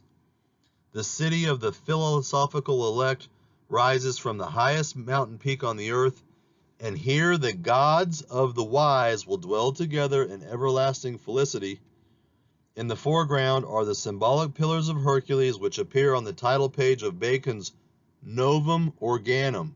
Does that sound, familiar? Because novum comes from the word novus. That's the Latin that was put on the dollar bill, novus ordo secularum. And between them runs the path which leads upward from the uncertainties of earth to that perfect order which is established in the sphere of enlightened. See, this is what the mystery schools have always been dreaming of, is this enlightenment. This is who the Illuminati are. We can trace them all the way back to the Phoenicians, the Tyrians, the seed of the serpent, the Canaanites, the Kenites, the Smiths. They're all the same group, the royal bloodlines. Now, when you study Bacon, you find out that he was a Rosicrucian. And we'll get into them a little bit more. The Rosicrucians are just a sect of the Freemasons. But you can see that there's a lot of symbols here. Here's a symbol of the dollar bill, passing through the Strait of Gibraltar. Here's a ship heading west, and it's the New Atlantis, Sir Francis Bacon, and we see the symbol of a dollar bill. And then we're going to take a closer look at his book called The New Atlantis, which has a very fascinating symbol on the front that we're going to look at next. So history reveals that the founding of America was planned a long time ago by the Masonic Brotherhood and the Rosicrucians. Sir Francis Bacon, the father of the scientific method, actually referred to America as the New Atlantis and as the land of the Rosicrucians. Bacon was an English philosopher and statesman who served as Attorney General and as Lord Chancellor of England. He was part of these bloodlines. His works are credited with developing the scientific method and remained influential throughout the scientific revolution. The Baconian method, as it's described, is commonly known as the scientific method that we use today. It is the investigative method developed by Sir Francis Bacon. The method was put forward in Bacon's book, Novum Organum, or the new method, and was supposed to replace the methods put forward in Aristotle's Organon. This method was influential upon the development of scientific method in modern research. Interestingly, Bacon was a known homosexual and a pederast of all things. He liked to have sex with young prepubescent boys. He was a strange guy for sure. He wrote a book called The New Atlantis, which is a utopian novel in which Bacon portrayed a vision of the future of human discovery and knowledge, expressing his aspirations and ideals for humankind. The novel depicts the creation of a utopian land where generosity and enlightenment, dignity and splendor, piety and public spirit would prevail. Now you read that and say, well, that sounds real nice. But, you got to really take a look at what spirit we're talking about here. There's two spirits on this planet, and I can assure you which spirit was working through Sir Francis Bacon when he gave him all of these ideas. Bacon was a Rosicrucian and a master Kabbalist. That means he was into Jewish mysticism. He was a known occultist who communicated with spirit guides, and he received inspiration for his novels and his ideas through his spirit guides, which he claimed revealed esoteric knowledge to him. In other words, this guy was into the occult, just like all the other people that we've studied in the past lectures. He was communicating with the dead, he was communicating with spirit guides, and so it was just the demonic forces that were speaking these things into his mind. Satan is much wiser than any of us are, and he was working through Bacon to come across this Baconian scientific method. He was working through Bacon to help bring about this concept of the new Atlantis. The plan was always to bring about this world of America, which would be the land of the free and the home of the brave.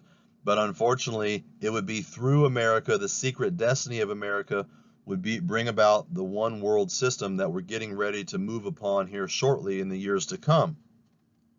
And so what you see is that there's this supernatural, sophisticated spirit that's been behind all this all along. Bacon concealed his knowledge in his secret societies, including the Rose and the Cross. On the cover of the New Atlantis is a hybrid winged creature leading a naked woman out of a cave.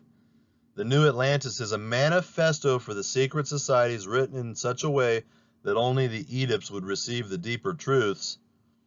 In essence, this New Atlantis represents a utopian Christian society in name only, but ruled by a pagan philosophical priesthood dedicated to the doctrine and execution of the Luciferian agenda.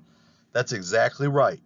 There are going to be some people that have a hard time receiving this, and all I can say is, this is what it is right here.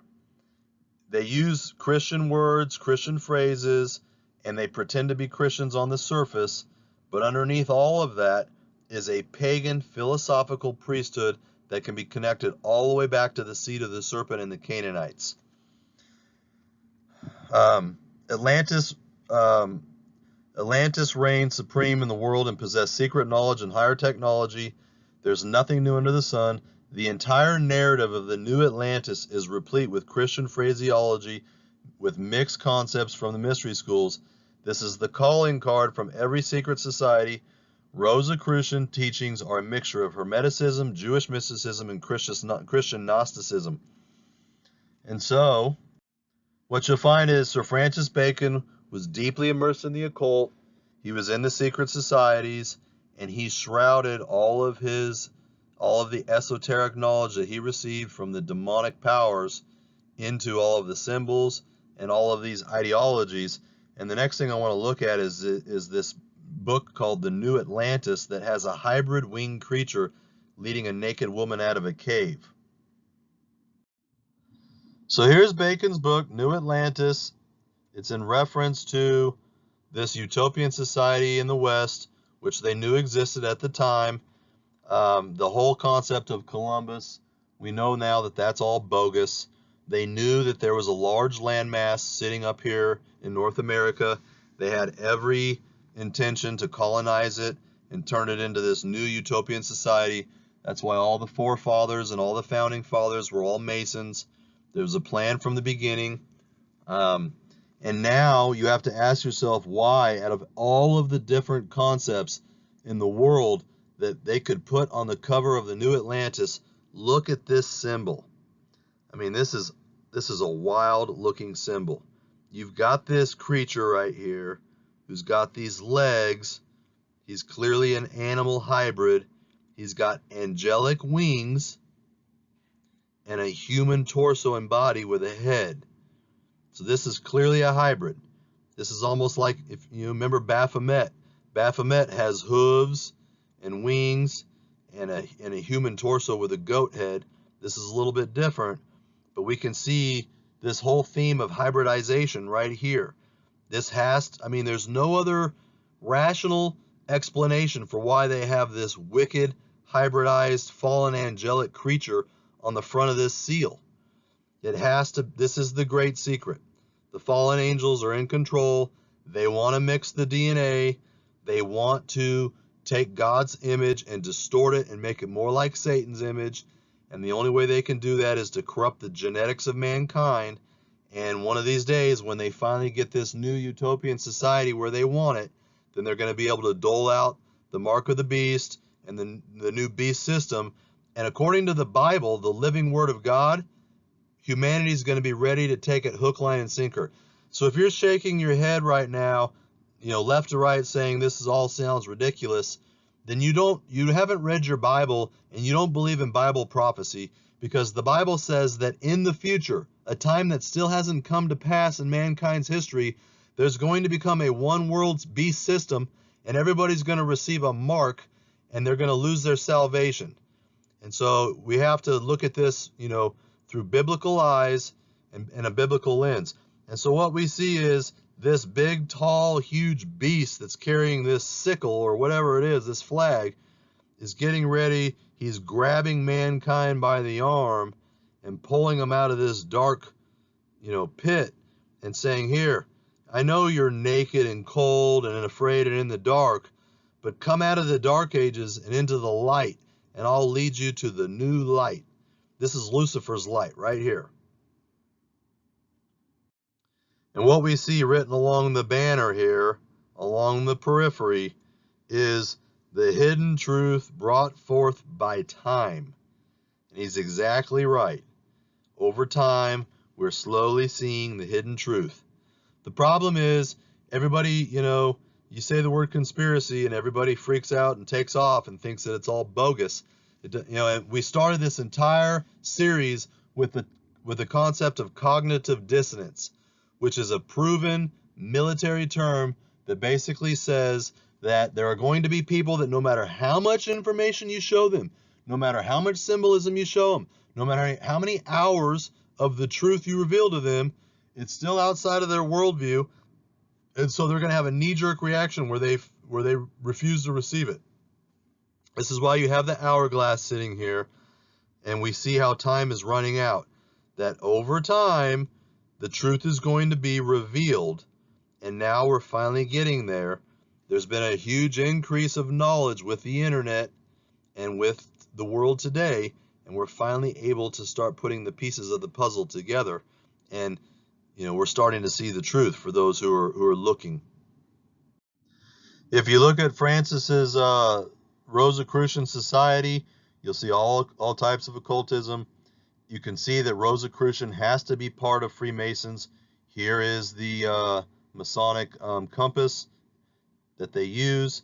We see the royal crown because they're part of the royal bloodlines. We see the rose cross, which you think symbolizes Christianity, but it's Christian Gnosticism, because we know that Lucifer's in the Bible. That's who they really worship. Here is kind of a strange rendition of the phoenix.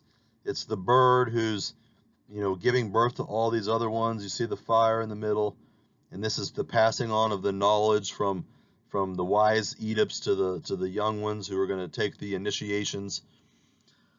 Over here we see the same concept of the Ouroboros, which in this picture is the snake or the winged serpent that's eating its tail, that represents the passing on of this knowledge, the reincarnation and the rebirth from the old system to the new system. We see a six-pointed star here in the middle, but they've got it in terms of a compass and a square, which is the Masonic symbol. We've got the right side up pyramid here, superimposed on an upside down pyramid, which is the six-pointed star. We see the moon, we see the sun, we see the female and male symbols for the merging of the androgynous merging of man and woman. That's where this transgenderism movement comes from. We see all these little glyphs of Lucifer. I mean, it's just packed with occult symbolism. You move over here to this other Rosicrucian symbolism and Hermeticism, and you see here's this old wise Oedip sitting here. Here's the sage. He's got, the scales. He's got a cross up on the wall for Christian Gnosticism. He's standing in between the Pillars of Hercules, which is Jachin and Boaz that was used in King Solomon's temple. We'll get into that later. We see the Holy Royal Arch, which is the Masonic Royal Arch that was taken from the Royal Arch of Baal. And then we see the female and the male that they want to combine. And we see the dark pyramid and the light pyramid, kind of like the yin and the yang, the dark and the light that they want to blend. These ones are pointing up towards the sky as above. These ones are pointing down, so below. And it's the merging of the as above, so below mystery schools. That's what Hermeticism is all about. And you may say, I don't know if I can get into all this Phoenix stuff. It sounds a little thin. Let's take a look at some of the most notorious 33rd degree Freemasons that have ever existed. One of them is the name of Manly Free Hall. We've reviewed him in previous lectures. Let's just take a couple look at some of his books. So the rebuilding of Atlantis didn't start with Bacon. It started in Babylon after the old world was destroyed by God in Noah's flood. Although these esoteric Luciferian global elitists claim that they want to start a new world order, it's really the rebirth of the old world order of the hybrid age when the giants roamed the earth and mingled with the seed of men and their hybrid offspring ruled the earth. Atlantis symbolizes this old order. I couldn't agree more. They say they want to make a new world order, but all it is a knockoff of the old world that existed before the flood. That's what I've been saying for a long time, that we are in the days of Noah. And the same circumstances that led to God destroying the world the first time are going to manifest again that'll bring about the destruction of the world the second time. It's the genetic corruption of mankind.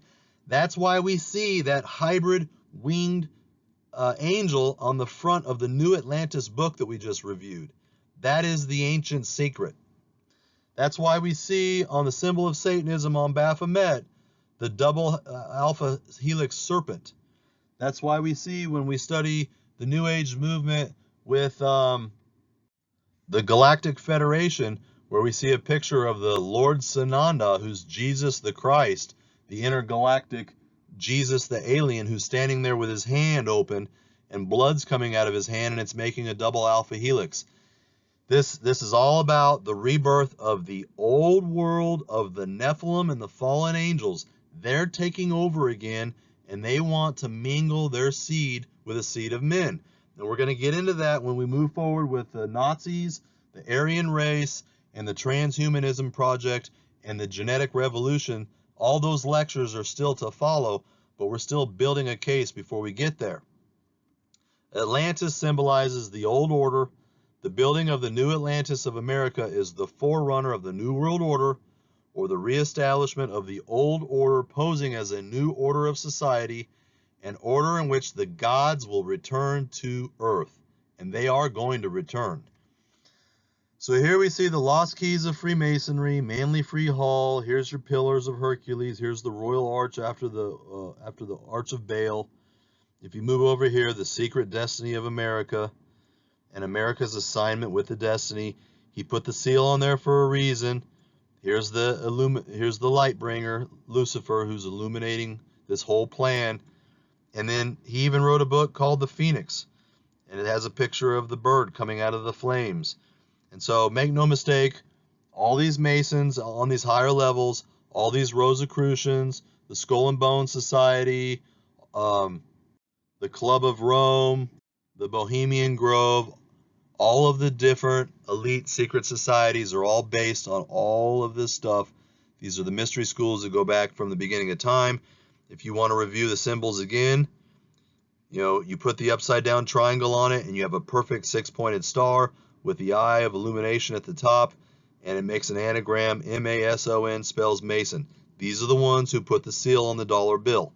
If you forgot about that, you can go back many lectures ago and review that. And then here we see the first president inside of an omega symbol, which is the last currency. That's why they put George Washington inside of an omega sign, because this is the last currency that will ever exist on this planet before the one world word currency and the beast system and the mark of the beast comes out. Let me make that clear to you, that if you're living on this planet right now and you're not 90 years old, you're 50, 60, 70, 30, whatever, that there is a very, very, very real chance that you are going to see this system emerge. But to bring it, they've got to destroy the old system first, which means that they're going to bring down the dollar, they're going to bring down the West, and they're going to destroy our world and our value system. And then out of the ashes of that old system, they're going to bring back the fallen angelic Nephilim beast system. You better be ready for it. So this idea of a new world order, it sounds like a conspiracy theory, but when you go back and you look at some of the famous quotes by some of these people, they begin to reveal what the cards they have up their sleeve. For example, here you have David Rockefeller. Some even believe we're part of a secret cabal working against the best interests of the United States, characterizing my family and me as internationalists, and of conspiring with others around the world to build a more integrated global political and economic structure, a one world, if you will. If that's the charge, then I stand guilty and I'm proud of it. George Bush. The war in Iraq is a rare opportunity to move toward a historic period of cooperation. Out of these troubled times, a new world order can emerge. Out of the troubled times, out of the old ashes of the old will bring the new. Arthur Schlesinger. We are not going to achieve a new world order without paying for it in blood, as well as in words and money. He's from the Council of Foreign Affairs, which is a New World Order organization. Adolf Hitler. National Socialism will use its own revolution for the establishment of a new world order. And we know who was behind this guy. We know what supernatural spirit was driving him. Whatever happens, whatever the outcome, a new order is going to come into the world. It will be buttressed with police power. When peace comes this time, there's going to be a new order of social justice. We shall have world government, whether or not you like it, by conquest or consent. James Warbug from the Council of Foreign Relations, the CFR. They're like the Bilderbergers and the Trilateral Commission. They're all part of the government, and they're all vying for the New World Order system. David Rockefeller again. We're on the verge of a global transformation. All we need is the right major crisis, and the nations will accept a new world order. George Herbert W. Bush. What is at stake is more than one country.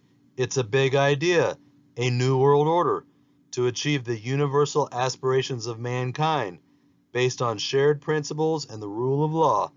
The illumination of 1,000 points of light. The winds of change are with us now. That is a very occult expression. The illumination of 1,000 points of light refers to this right here. The all-seeing eye that has 1,000 rays of light around it. The eye of Lucifer, the light bearer, the one who's brought illumination to mankind. That's who these guys serve. It's not a coincidence that he made that speech on the anniversary of September 11th, 1990. Exactly 11 years before 9/11, to the day, George Herbert Walker Bush got on national television and gave the first New World Order speech ever. Then exactly 11 years to the day, 9/11 happened when his son was the next president. And there's a lot of 11s involved there. 11 years later, 9/11 happened. And the two twin towers make an 11. And there's many, many other 11s that we'll see within there, because that's how the occultists work. They use numerology. So what we see from a spiritual perspective is, if you take the two twin pillars, which would be the pillars of Hercules, Jachin and Boaz, and unite the two of them together, then it's said to generate a third pillar, the one in the middle, which esoterically represents the union of divine with mankind. Now, we've already said what that is. When you take the spirit world and you merge it with mankind, that's called as above, so below. And so that's what we see down here. One pillar is pointing down, the other pillar is pointing up, and when you superimpose those together, you get the six-pointed star, which is the as above, so below mentality. What happens in the spirit realm can be used to control and manipulate the physical realm. And when these two columns find equilibrium between them, it'll signify the union of Sushumna and the Kundalini. The sacred marriage will create a fire mist to radiate throughout the human body, filling it with divine light. And we've already reviewed the Kundalini spirit, which we said was a counterfeit to the Holy Spirit, as is this divine light. All of this enlightenment that the mystery schools have been searching for through their lost ancient utopian society of Atlantis, all of this enlightenment is the false light. It is then that humanity will become the third column of the temple wisdom. He or she will be a column forced by the combined forces of strength, Jachin, and Boaz, beauty. This act forms the lost word in the vibratory system of the soul's physical embodiment. And so according to these Masons, these symbols have so many different, these pillars have so many different symbols to them, so many different representations to them. They represent leaving the material world and going into the spiritual world. That's why they put them on all of the altars to all of the gods, including the God of the Bible, Yahweh, in the Old Testament temple. And so this is the as above, so below mentality that we're going to take a look at on the next lecture series. But they believe when you combine the two opposite forces of the pillars, that it produces this central pillar, the perfected man, the divine man. And since we use all the symbolism of the ancient world today and it's right under our noses, it makes one wonder if the Twin Towers didn't have a deeper symbolic representation, that the Twin Towers may have represented the Pillars of Hercules in modern time, and the destruction of those Twin Towers brought about the One World Freedom Tower. And when you look at the design of that, what do you notice about it? It's a right side pointed triangle on an upside down triangle. It's the as above, so below mentality. That's exactly what we said in the previous slide, that when you take the two twin pillars of Hercules, the one pointing up and the other pointing down, and you merge them together, that you get the new perfected man, the spiritual man, the enlightened Gnostic. And it's the as above, so below mentality. And what you'll see when we get to our 9/11 lecture is that the 9/11 event was the coming out party for the New World Order. That was where they really started to move things in motion. When they struck those Twin Towers, that was the same thing as striking the economic engine of the world right in the heart, because it led to the world global economic collapse, and that's what began to shift things spiritually in many different ways in America and in the West. And that is going to be, they'll look back in the history of time and realize that that was one of the main events that was coordinated to help bring about the beginning of the New World Order. What you'll find is there's been many people obsessed with these Pillars of Hercules. We see it in Atlantis. We see it in Tyre. Plato discusses it. We see it in Helena Blavatsky, who's the one who started the Theosophical Society. We see it in Edgar Cayce, who was the famous occultist and spiritist who used to communicate with his spirit guides and would give all of the prophecies. He had the spirit of divination. We see it in famous occultist Ruth Montgomery. All these people spoke about this right here. This is this predominant symbol where mankind needs to leave the world behind. He needs to travel between the Pillars of Hercules to pursue Hercules, the demi-god, the mythological god. And when he passes through this, headed towards the west, into the sun, into the light, he's going to become enlightened. And so that's the symbols that we're looking at. Now, on the next lecture, what we're going to see is I'm going to prove that this symbol right here was put on King Solomon's temple, and it was put on there by the Canaanites. And so we have to ask ourselves, who was behind that? What was the origin and the source behind that? There are going to be a lot of people who struggle with that teaching, but nonetheless, that's what it is. And so we have to be intellectually honest with ourselves and ask ourselves where it came from. God obviously allowed that to happen for a reason. And as I'm going to continue to build the argument, it was King Solomon's temple that actually brought down the nation of Israel. And Satan and Lucifer worked through it. As we reviewed on the last lecture in Ezekiel 28, Lucifer was working through King Hiram to bring about all those materials and all of the merchants and the trafficking and the trading that was used to build the temple, and the mixing and the blending of the two nations. So on that note, guys, I think we'll shut it down. There's a whole bunch more symbolism left in this lecture, but I'm going to try and merge it in the next one. May the Lord be with you. Godspeed, and we'll see you soon.